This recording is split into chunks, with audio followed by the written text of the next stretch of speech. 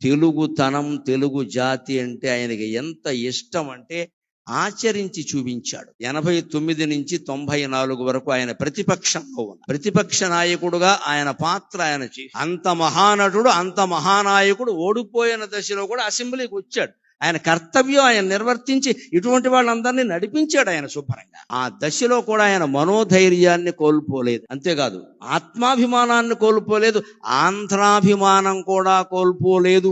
91లో PV Narasimha Rao గారు నంద్యాలలో పోటీ చేస్తే తెలుగువాడు ప్రధానమంత్రి అవుతున్నాడు, మేము పోటీ పెట్టం అన్నాడమ్మా అన్నాడమ్మా. మరొక మొగాడు ఉన్నాడా, మరో మనిషి ఉన్నాడా? ఎంత స్వార్థం ఇవాళ రాజకీయాలు, ఎంత సానుభూతి చూపించవలసిన చోట కూడా పోటీలు పెట్టేస్తున్నారే. ఆయన శుభ్రంగా ఆయన నిలబడితే పివి నరసింహారావు గారి పరిస్థితి వేరుగా ఉండేది. చాలా కష్టం నెగ్గడం అది. అందులో సానుభూతి ఉంది ప్రజలకి, ఈయన పట్ల చాలా సానుభూతి ఉంది. ఈయన